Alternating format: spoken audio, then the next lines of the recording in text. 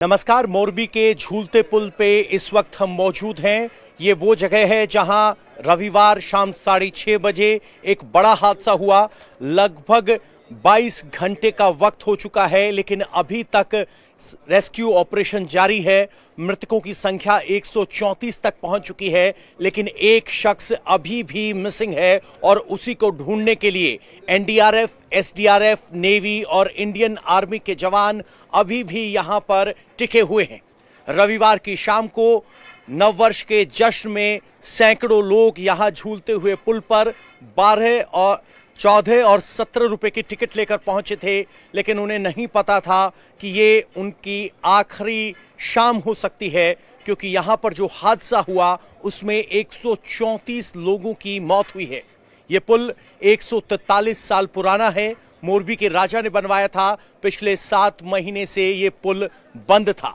कहा गया कि रेनोवेशन हुआ है, जिसके बाद गुजराती नववर्ष में इस पुल को खोला गया, लेकिन हकीकत के परे रेनोवेशन सिर्फ पॉलिशिंग और फ्लोर चेंजिंग भर था। शुरुआत आपको रेस्क्यू ऑपरेशन की अपडेट देने के साथ कर देते हैं, क्योंकि अगर आप पीछे देखेंगे तो यहीं से लगभग 1.25 मीटर चौड़ा पुल था, जिसका एक हिस्सा अभी भी वायरिंग का लटका हुआ है। दूसरी मजबूत तार टूट गई और टूटे हुए हिस्से को हमने आपको दिखाया है कि किस तरीके से वो तार जंग की वजह से टूटे थी।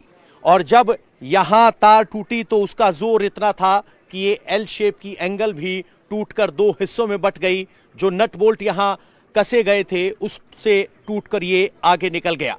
आपको ये समझना होगा कि ये पूरा पुल 143 साल पहले बना था, और जो ये स्ट्रक्चर आप देख रहे हैं, ये स्ट्रक्चर 143 साल पुराना ही है। ऊपर आप देखेंगे तो आपको नजर आएगा झूलतो पुल ओरेवा कंपनी, और यहां सीसीटीवी कैमरे की निगरानी में है। तो ये यहां की जमीनी स्थिति है। रेस्क्यू ऑपरेशन अभी भी जारी है और बताया जा रहा है कि एक शख्स अभी भी लापता है, जिसको ढूंढने की कोशिश की जा रही है। बाकी लोग जो मृतक हैं उनके पार्थिव शरीर परिवारों को सौंप दिए गए हैं। मुख्यमंत्री और गृह मंत्री गुजरात के मौके पर बने हुए हैं, और ये घटना इस बात की परिचायक है कि बिना अपनी जिम्मेदारी को सुनिश्चित किए हुए लापरवाही में यहां लोगों को आने दिया गया। जिस वक्त ये घटना हुई उस वक्त 400 से 500 लोग इस पुल पर मौजूद थे, और उस वक्त ये रस्सी टूटी। चश्मदीदों ने बताया कि 3 आवाजें आई थी। पहली 3 धमाकेदार आवाजें, यानी तारों के टूटने की 3 आवाजें थी, और जब तीसरी आवाज आई तो मुख्य तार टूट गया और पुल पलट गया। बहुत से लोग ऐसे खुशकिस्मत थे जो सामने, अगर आप देख रहे होंगे, पुल का एक बड़ा हिस्सा आपको दिखाई दे रहा है, उस पर जाली के जरिए लटके रह गए थे। उन्हें निकाल लिया गया, बाकी लोगों को बचा लिया गया, लेकिन 134 लोग इतने खुशकिस्मत नहीं थे कि वो यहां बच पाने में कामयाब रहते, और वो हादसे का शिकार हो गए। जलकुंभी फिलहाल प्रशासन या कहें कि रेस्क्यू एजेंसीज के लिए चुनौती बनी हुई है। यहां अगर आप देखेंगे तो बार बार इन जलकुंभियों को हटाया जाता है, लेकिन ये तैरती हुई वापस अपने स्थान पर आ जाती हैं। और अब अगर आप देखेंगे तो नेवी के डाइवर्स आपको सामने दिखाई दे रहे होंगे। वो काली वर्दी, सफेद वो बैकपैक में सिलेंडर, वो नेवी के डाइवर्स हैं जो अंदर जाकर एक गुमशुदा की तलाश कर रहे हैं, जो एक शख्स मिसिंग है। और इस पुल की अगर चौड़ाई आप समझना चाहें तो ये समझाने के लिए काफी है, अगर एक शख्स यहां खड़ा है तो दूसरा शख्स सामने से आ भर सकता है। और किसी बच्चे का ये जूता इस बात की गवाही है कि रविवार को शाम को बहुत सी महिलाएं और बच्चे यहां पहुंचे थे, लेकिन जिस खुशी को ढूंढते हुए यहां पहुंचे थे, जिस एक तस्वीर को कैमरे में कैद करना चाहते थे, वो नहीं हो पाया, और ये खुशनुमा माहौल, गम का माहौल बन गया। इस पानी को निकालने के लिए अगर आप सामने देखेंगे तो वहां एक चेक डैम बनाया गया था, और चेक डैम की वजह से ही पानी का जल स्तर 5 से लेकर 15 फीट तक यहां पानी है, और उस चेक डैम के हिस्से को भी यहां ब्लास्टिंग से तोड़ दिया गया है ताकि इस पानी को निकाला जा सके। और अगर जो शख्स जिसको तलाश कर रहे हैं उसको तलाशा जा सके। तलाश करने में किस तरह की दिक्कत परेशानी आ रही है उसको आप इस तस्वीर से भी समझ सकते हैं कि डाइवर्स को बाकायदा रस्सी के जरिए जलकुंभी को हटाना पड़ता है और वो धीरे धीरे धीरे आगे बढ़ पाते हैं। ये यहाँ की फिलहाल रेस्क्यू की स्थिति है। आगे की तस्वीर आपको बताएंगे, लेकिन शुरुआती जानकारी में अब हमें यह समझ में आ गया है कि यहाँ बड़े स्तर पर लापरवाही हुई थी। लापरवाही ये कि मान लिया गया कि ये ब्रिज पूरी तरीके से सुरक्षित है, जबकि असल में ऐसा नहीं था, क्योंकि ब्रिज के कई हिस्सों में जंग के निशान आज भी मौजूद हैं।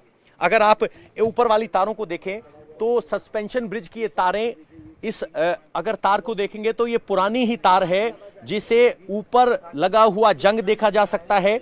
नीचे तक इसे हरे रंग से पेंट कर दिया गया है और जो नीचे जंगा हुआ हिस्सा था, अगर आप नीचे देखेंगे तो जंगा हुआ हिस्सा था, उसको काटकर एक लोहे का दूसरा हिस्सा यहां जोड़ दिया गया है, जो ये दिखाता है कि इस सब में लापरवाही हुई है। तो ये स्थिति स्पष्ट हो रही है। अब यहां आने का रास्ता आपको दिखाते हैं ताकि आप समझ पाएं कि स्थिति क्या है। ये 143 साल पुराना पुल है। ये दरवाजा उस जमाने का है।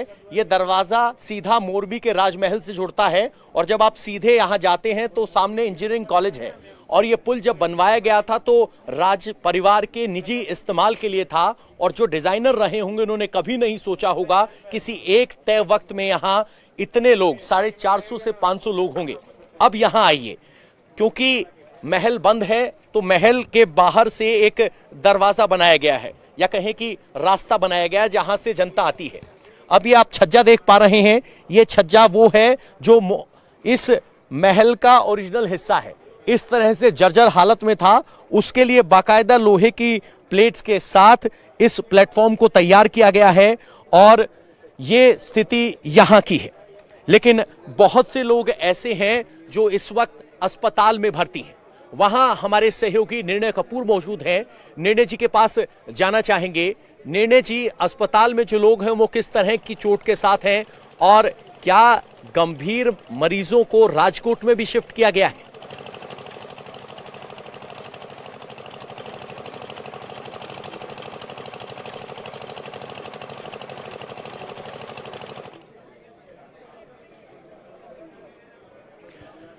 निर्णय जी, अगर आप मेरी आवाज सुन पा रहे हैं तो आप अस्पताल में मौजूद हैं। वहां मौजूद लोगों के क्या हाल है और क्या गंभीर मरीजों को बाकी जिलों में भी हायर फैसिलिटीज में भी ट्रांसफर किया गया है? देखिए शोभना, बिल्कुल सही कहा आपने। रेस्क्यू ऑपरेशन लगातार जारी है, युद्ध स्तर पर किया जा रहा है प्रयास, ताकि अगर कोई भी अंदर। तो ये स्थिति है। कुल मिलाकर बहुत से ऐसे लोग हैं। मैं अपने कैमरामैन को कहूंगा थोड़ा सा नीचे चलकर आएं ताकि हम रेस्क्यू ऑपरेशन दिखा सकें। और यहीं इसी रास्ते से गुजरकर वो 134 लोग भी यहां पहुंचे थे जो अपनी जान गंवा बैठे।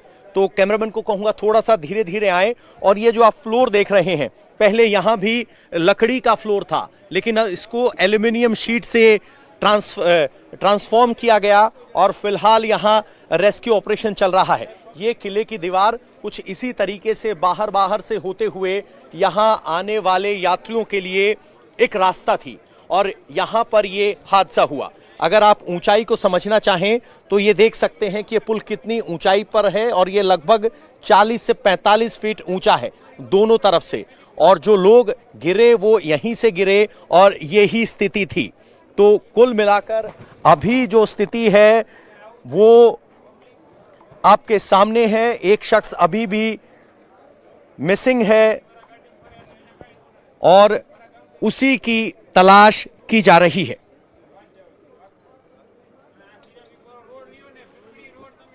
आपको बता दें कि इस पूरे घटना की जांच के लिए एक एसआईटी की टीम का गठन किया गया था। 5 सदस्यीय एसआई टीम और एफएसएल की टीम भी यहां पहुंची थी, जिन्होंने वो फोरेंसिक सबूत उठाए हैं जिनसे यह निश्चित किया जा सके कि आखिर इस पुल की घटना की जिम्मेदार कौन थे। मेरे सहयोगी निर्णय कपूर इस वक्त हमारे साथ जुड़े हुए हैं। निर्णय जी, आप कहां हैं और घायलों में की संख्या कितनी है फिलहाल, ये आंकड़ा कहां तक पहुंचा है?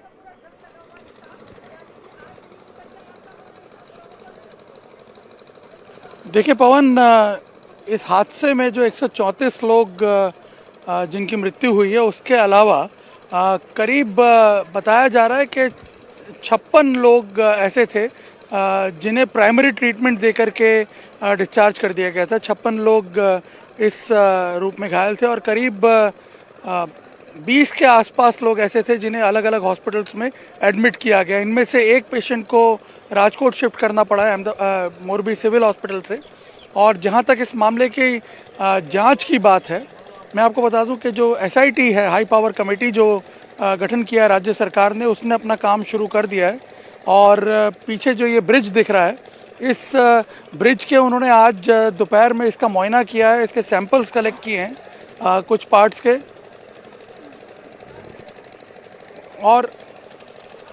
और बाकी जो दूसरी जानकारी है वो इकट्ठी कर रहे हैं वो, और उसके बाद कोई रिपोर्ट सौंप पाएंगे। लेकिन मैं आपको बता दूं कि अगर जिस एंगल पे हम खड़े हैं इस वक्त, ये जो चेक डैम है, इस चेक डैम पे हम खड़े हैं क्योंकि आपको बता दें कि ये चेक डैम जो है इसे ब्लास्ट किया गया था। यहाँ सामने अगर आप देखेंगे तो यहाँ से पूरा पानी जो है इस नदी में जो जमा हुआ था उसे निकाला जा रहा है। ये जो दीवार थी चेक डैम की, इसको ब्लास्ट करके तोड़ा गया ये एक्सकेवेटर्स से, और इस वजह से पीछे जो जलस्तर है वो धीरे धीरे कम किया जा रहा है ताकि रेस्क्यू ऑपरेशंस जो हैं उसको थोड़ा आसानी से एग्जीक्यूट किया जा सके। क्योंकि कल जब ये घटना घटी है तब सेंटर में जहां ज़्यादातर लोग थे उस पॉइंट का जो जलस्तर था वो 30 फीट के आसपास बताया जा रहा था, और रात का समय था इसलिए काफ़ी तकलीफ़ें भी आ रही थी। और इसीलिए पूरा जो पानी है उसको यहाँ से डिस्चार्ज किया गया, यहाँ से निकाला गया, और पीछे से जो डैम है वहाँ से पानी बंद कर दिया गया। अभी आप देख सकते हैं कि जलस्तर जो है वो काफ़ी हद तक घट चुका है।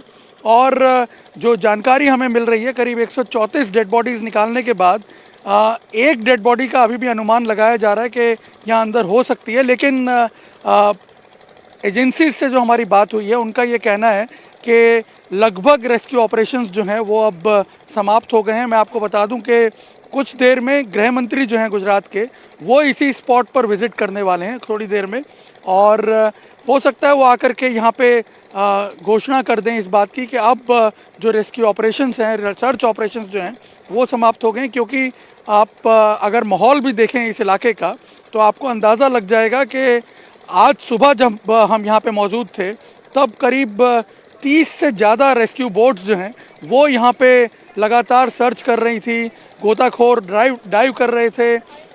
नेवी के मार्कोस जो हैं वो डिप्लॉय किए हुए थे। कल शाम को यदि यहाँ पे आके देखा हो देर रात को तो बिल्कुल उसी तरह का माहौल था। चारों तरफ गहमा गहमी थी, लगातार कोशिशें की जा रही थी लोगों को ढूंढने की।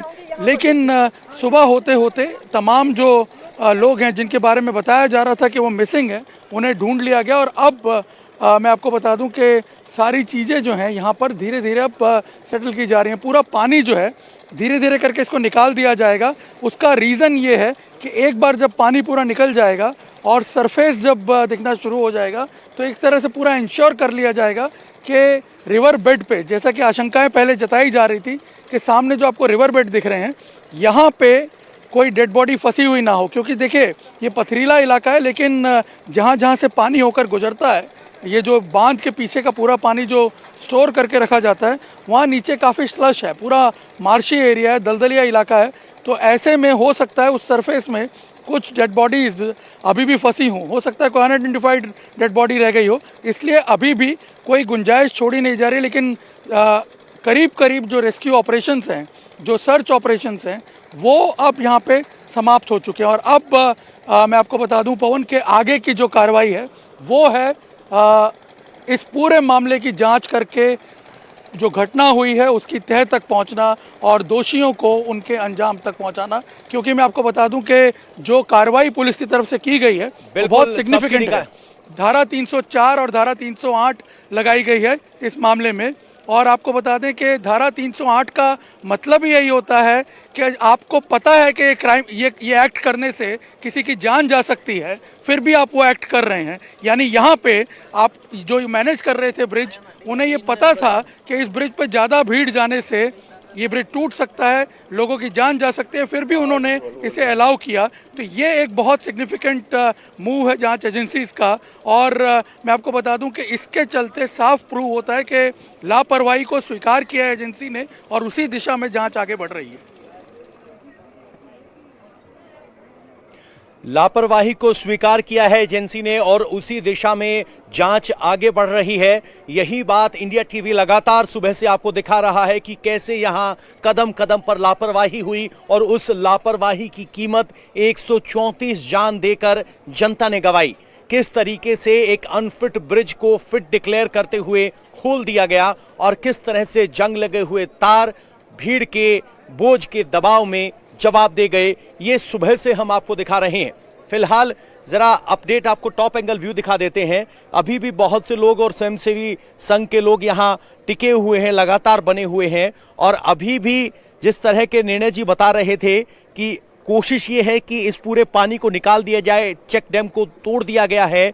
और अब ये कोशिश इसलिए है क्योंकि इस पानी की सतह पर आपको बहुत सारा मड या कहें कि दलदल दिखाई देगी, जो अभी भी इस तरह की आशंका को पैदा करती है कि यहां कुछ लोग और हो सकते हैं।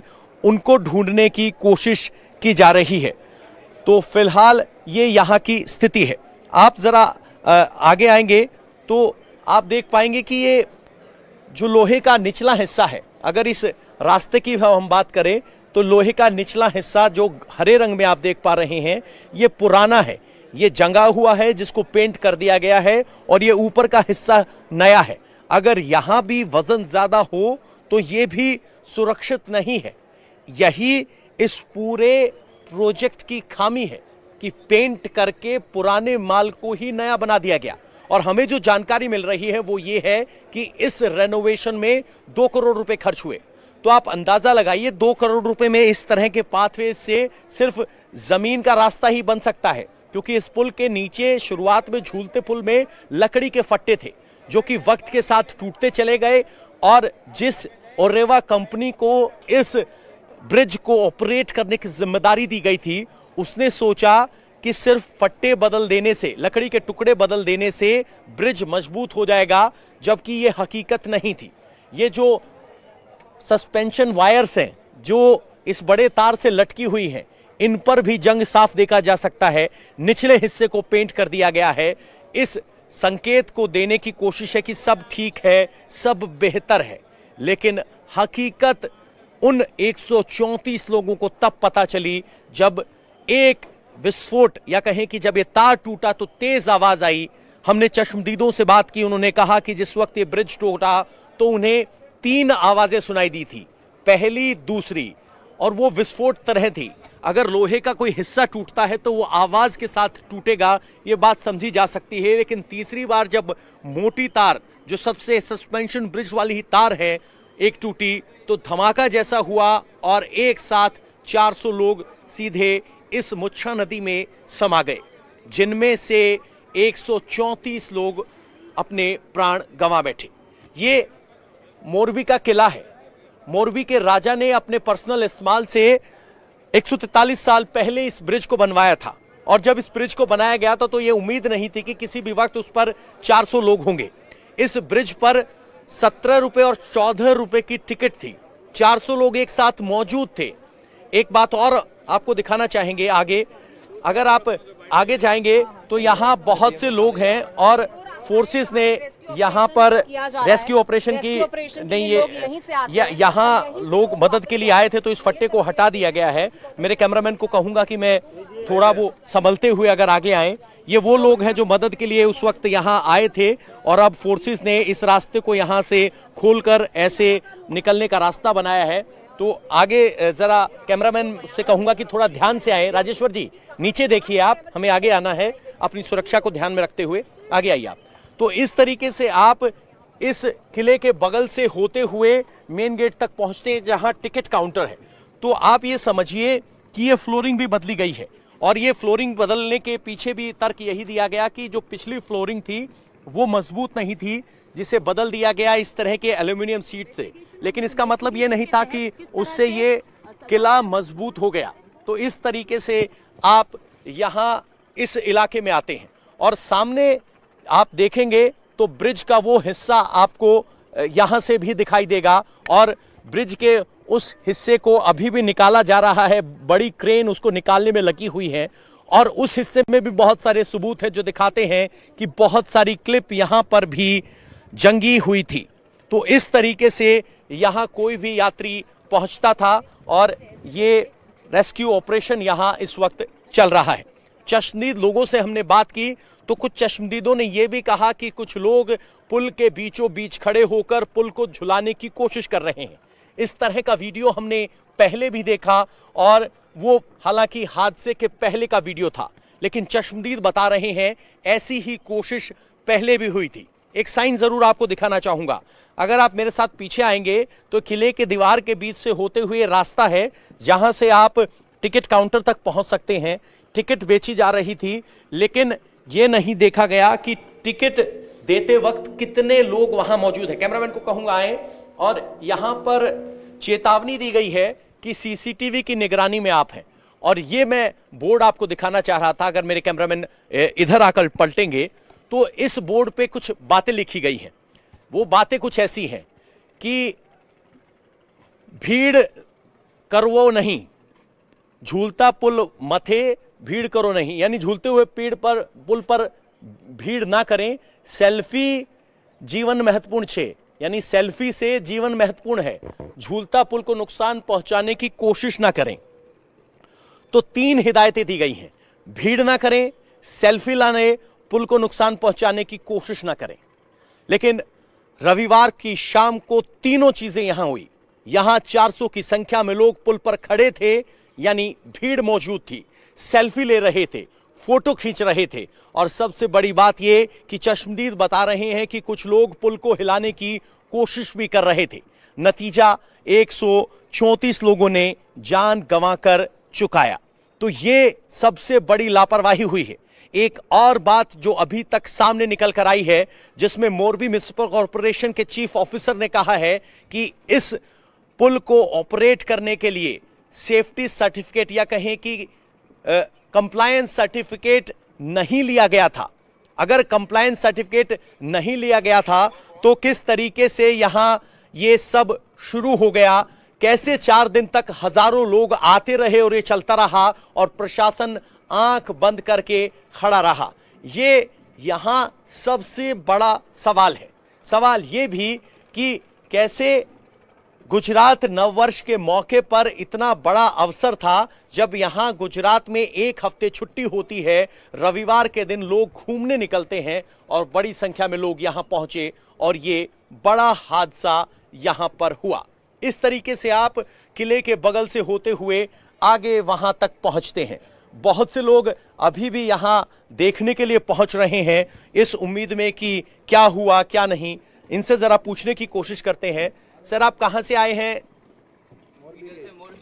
मोरबी के हैं। तो देखने आए हैं या कोई आपका जानकार था? निकल गया। तो कल आपको कब पता चला ये हुआ? शाम से यहाँ शाम से यहाँ 10-15 मिनट के बाद पता चला। 10-15 मिनट के बाद पता चला।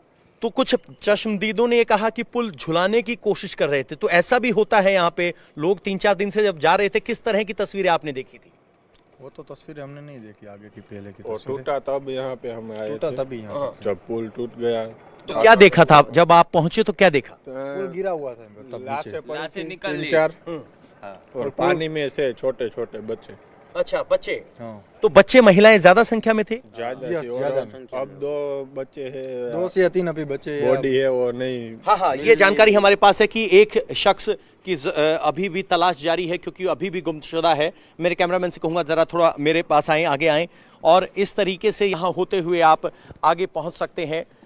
डैम के पानी को घटाने की कोशिश की जा रही है और ये स्थिति यहाँ जमीन पर है। तो कुल मिलाकर फिलहाल ये स्थिति है और रेस्क्यू ऑपरेशन कहने के लिए अब फिलहाल रेस्क्यू ऑपरेशन नहीं है, ये सर्च ऑपरेशन है और एक मिसिंग शख्स की जांच या कहें कि ढूंढने की कोशिश की जा रही है। लेकिन ये नम्र विनती तो थी, लेकिन टिकट काटने वाले को ये नहीं पता था कि टिकट काटने के लिए उसे रुकना कब है। उसे सिर्फ एक संदेश लगाकर कि भीड़ ना करें, क्या ये कंपनी अपने हाथ साफ कर सकती है, पल्ला झाड़ सकती है? ये सबसे बड़ा सवाल है। सवाल ये भी कि क्यों जब ये पुल सुरक्षित नहीं था, सिर्फ पेंट करके फ्लोरिंग बदल के जनता के लिए खोल दिया गया, और आखिर उस वक्त हुआ क्या था? उन सब सवालों की जांच के लिए गुजरात सरकार की तरफ से 5 सदस्यीय एक कमेटी भी बनाई गई है। 5 सदस्यीय कमेटी की जिम्मेदारी है कि वो पता करें कि पुल टूटा कैसे। और जब एक CFL की टीम यहां पहुंची तो उसने बाकायदा तार की मोटाई, जहां से टूटा वहां की मोटाई, वो सब नापी है, ताकि ये अंदाजा लगाया जा सके कि ये जो तार है वो कितना मजबूत था, उसकी टेंसाइल स्ट्रेंथ कितनी है, यानी वो कितना दबाव झेल सकता था, और उस पॉइंट क्या है, ब्रेकिंग पॉइंट क्या है कि जिस दबाव पर वो तार टूट जाए, वो जानने की कोशिश है, ताकि ये अंदाजा लगाया जा सके कि आखिर इसकी लोड बेयरिंग कैपेसिटी, यानी ये जो तार है जिस पर ये सस्पेंशन ब्रिज टिका हुआ था, वो कितना वजन झेल सकता था, और उस वक्त कितना लोग वहां मौजूद थे, कितना वजन था, वो सब पता किया जा सके, इस बात की कोशिश की जा रही है। तो ये यहां जमीन पर स्थिति है। आगे जरा चलने की कोशिश करते हैं। सब लोग फोर्सेस के हैं, वो अपनी बारी का इंतजार कर रहे हैं कि एक टीम जाती है अंदर, बाकी सब बाहर बैठ के इंतजार करते हैं। वो सब बात यहां है, और ये अभी भी ऑपरेशन चल रहा है। यहां इस पानी में शव को ढूंढना आसान काम नहीं है। आप देखेंगे तो वहां टायर की ट्यूब के साथ आपको कुछ शख्स दिखाई देंगे जो लगातार वहां घूम रहे हैं। जो नेवी के गोताखोर हैं वो यहां पर अंदर, पानी के अंदर जाके कोशिश करते हैं ढूंढने की, यानी अभी भी उस एक मिसिंग शख्स की तलाश है जो अभी तक अपने परिवारजनों के पास नहीं पहुंचा है। इंडिया टीवी हर वक्त हर जगह डाउनलोड करने के लिए सर्च करें India TV news Google play store या ऐप स्टोर पर।